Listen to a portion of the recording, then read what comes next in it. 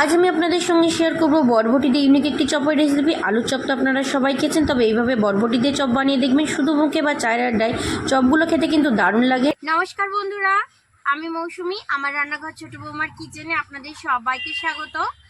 আজকে আমি আপনাদের সঙ্গে শেয়ার করব বরবটির পকোড়া। আপনারা তো আলুর চপ, চিকেন পকোড়া, মোচার চপ অনেকেই খেয়েছেন, কিন্তু আজ আমি যেভাবে বরবটির চপ তৈরি করে দেখাবো, একবার অন্তত বাড়িতে তৈরি করে খাবেন, দেখবেন খুবই ভালো লাগবে। আশা করি ভিডিওটা আপনাদের ভালো লাগবে, না টেনে শুরু থেকে শেষ পর্যন্ত দেখবেন। তাহলে চলুন বন্ধুরা, এবার বরবটির পকোড়া বা চপটা বানানো আমরা শুরু করি। বরবটির চপটা বানানোর জন্য আমি এখানে 200 গ্রাম বরবটি নিয়েছি, আর এগুলো কিন্তু দেখুন অনেকটা লম্বা। ছোট সাইজের হলে কিন্তু চপটা ভালো করে তৈরি করা যাবে না। এবার প্রথমে আমি এই মাথাগুলো একটু কেটে নেব। একটা ছুরি নিয়েছি, ছুরির সাহায্যে প্রথমে আমি মাথাগুলো কেটে বাদ দিয়ে দেব। এবার বরবটিগুলোকে একটু ভালো করে ধুয়ে নেব। বরবটিগুলোকে জল দিয়ে ভালো করে ধুয়ে নিয়েছি। এবার বরবটিগুলোকে একটু রোলের মতো করে পাকিয়ে নেব। একটা বরবটি নিয়েছি, এইভাবে প্রথমে একটা গিট দিয়ে নেব, তারপরে এইভাবে আস্তে আস্তে জড়িয়ে নেব।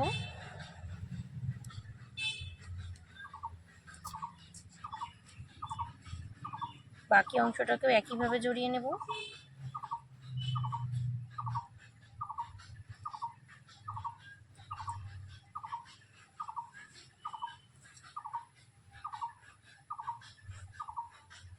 এবার এই এক্সট্রা অংশগুলোকে একটু কেটে দেব।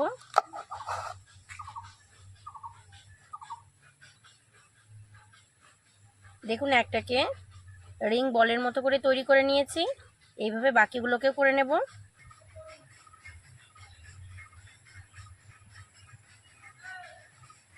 এগুলো দেখতে কিন্তু খুবই সুন্দর লাগছে। দেখুন বন্ধুরা, তৈরি করা কিন্তু খুবই সোজা, শুধু একটু এইভাবে ঘুরিয়ে ঘুরিয়ে পেঁচিয়ে নিলেই হয়ে যাবে।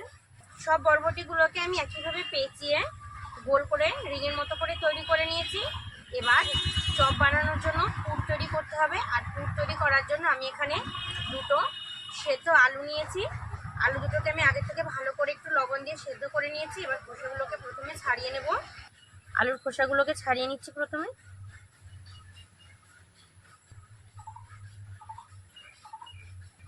একটা আলুর খোসা আমি ভালো করে ছাড়িয়ে নিয়েছি, এইটার খোসাও একইভাবে ছাড়িয়ে নেব। দুটো আলুর খোসাই ভালোভাবে ছাড়িয়ে নিয়েছি, আর আলুগুলোকে একটু চটকে নেব।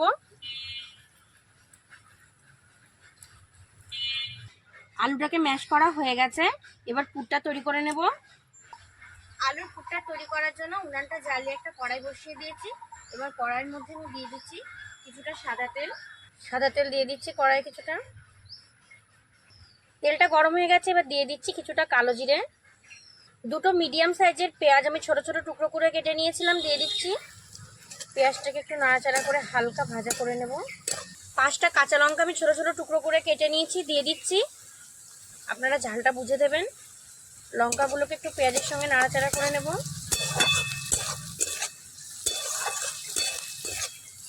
লঙ্কাগুলোকে পেঁয়াজের সঙ্গে একটু ভালো করে নাড়াচাড়া করে নিয়েছি।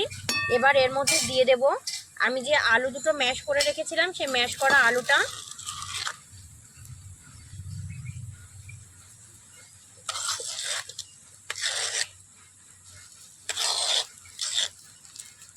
আলুটাকে দিয়ে দিয়েছি, আলুটাকে এবার ভালো করে মিশিয়ে নেব। আলুটাকে আমি পেঁয়াজ আর লঙ্কার সঙ্গে ভালো করে মিশিয়ে নিয়েছি। এবার এর মধ্যে আমি দিয়ে দেব কিছু গুঁড়ো মশলা। দিয়ে দিচ্ছি স্বাদ মতো কিছুটা লবণ। 1 চামচ জিরে গুঁড়ো নিয়েছি, দিয়ে দিচ্ছি। 1 চামচ ধনে গুঁড়ো নিয়েছি, দিয়ে দিচ্ছি। দিয়ে দিচ্ছি কিছুটা বিট লবণ। 1/2 চামচ চাট মশলা নিয়েছি, দিয়ে দিচ্ছি। 1/2 চামচ পরিমাণে হলুদ গুঁড়ো নিয়েছি, দিয়ে দিচ্ছি। এবার সবকিছুকে ভালো করে মিশিয়ে নেব আলুর সঙ্গে। আপনারা চাট মশলার জায়গায় আমচুর পাউডারও ব্যবহার করতে পারেন, আমচুর পাউডার দিলেও কিন্তু ভালোই টেস্ট হয়। এবার পুরটাকে আমি খুব ভালো করে তৈরি করে নেব। আলুর পুরটা আমার প্রায় তৈরি হয়ে গেছে। এবার দিয়ে দিচ্ছি কিছুটা গরম মশলা। গরম মশলাটা দিয়ে একবার নাড়াচাড়া করে নেব। সবশেষে দিয়ে দিচ্ছি কিছুটা পরিমাণ ধনেপাতা কুচি। ধনেপাতাটা দিয়ে এটাকে ভালো করে মিশিয়ে নেব। পুরটা আমার তৈরি হয়ে গেছে। এবার পুরটাকে আমি নামিয়ে একটু ঠান্ডা করে নেব।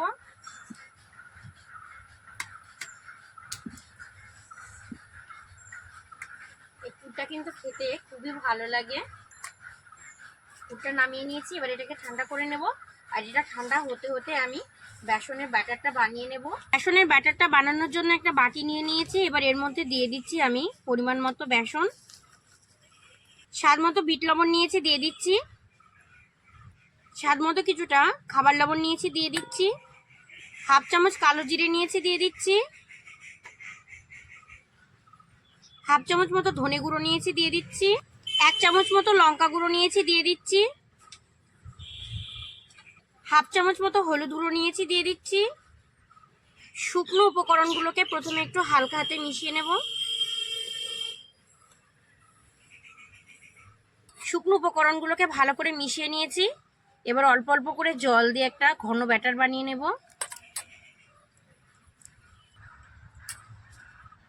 ব্যাটারটা কিন্তু পাতলা করব না, একটু মোটাই রাখবো। বেসনটাকে এবার খুব ভালো করে একটু ফেটিয়ে নেব, তাহলে খুব সুন্দর ফুলবে। বেসনটাকে আমি খুব ভালো করে ফেটিয়ে নিয়েছি। দেখুন ঘনত্বটা ঠিক এইরকম আছে। বেসনটা ফেটানো হয়ে গেছে। এবার আলুর যে পুরটা আমি তৈরি করে রেখেছিলাম খুব ভালো করে দেখুন ঠান্ডা হয়ে গেছে। এটাকে একটু হাত দিয়ে আমি মেখে নিচ্ছি। এবার এর থেকে কিছুটা পরিমাণ নিয়ে আমি ছোট ছোট বলের মতো তৈরি করে নেব।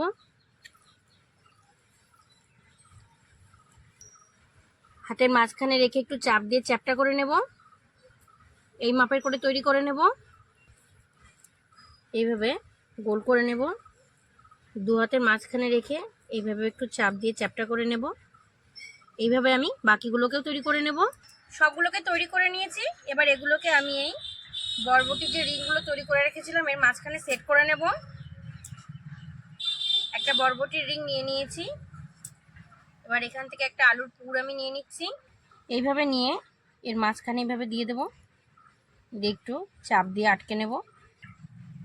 দেখুন আমি একটা খুব সুন্দর করে তৈরি করে নিয়েছি, আর একটা আপনাদের তৈরি করে দেখাচ্ছি। আর একটা বরবটি রিং নিয়ে নিয়েছি। এবার এখান থেকে একটা আলুর পুর নিয়ে নিচ্ছি। এইভাবে মাঝখানে রেখে চাপ দিয়ে চারিদিকে একটু ছড়িয়ে দেব। আর একটা আমার তৈরি করা হয়ে গেছে। এইভাবে আমি বাকিগুলোকে তৈরি করে নেব। একে একে আমি সবগুলোকে তৈরি করে নিয়েছি। এবার চপগুলোকে ভেজে নেব। চপগুলো ভাজার জন্য উনান জ্বালিয়ে আবার কড়াইটাকে বসিয়ে দিয়েছি। এবার কড়াইয়ের মধ্যে আমি দিয়ে দিচ্ছি বেশ কিছুটা পরিমাণে সাদা তেল।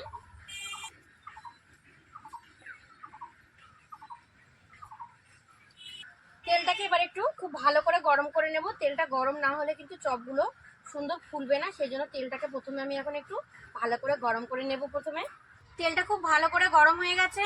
এবার চপগুলোকে ভেজে নেব। পাশ থেকে একটু করে তেল নিয়ে দেব উপরে, তাহলে এটা সুন্দর ফুলে উঠবে। কতটা সুন্দর তৈরি হচ্ছে দেখুন, খুব সুন্দর কিন্তু দেখতে লাগছে। একটাকে ভেজে নিয়েছি, আর এটা কতটা সুন্দর দেখতে হয়েছে দেখুন। এটাকে নামিয়ে নেব।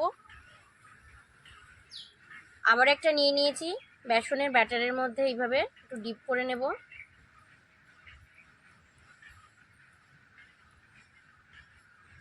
দিয়ে দিচ্ছি এবার তেলের মধ্যে।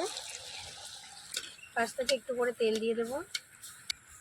এটাকেও আমি উল্টে পাল্টে ভেজে নিয়েছি, আর কতটা সুন্দর ফুলেছে দেখুন।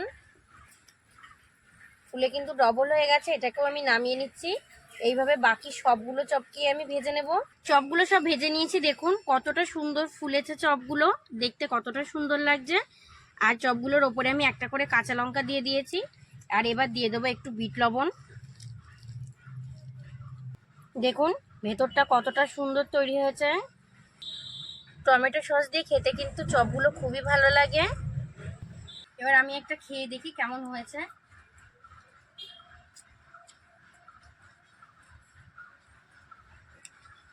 দারুণ লাগছে কিন্তু খেতে।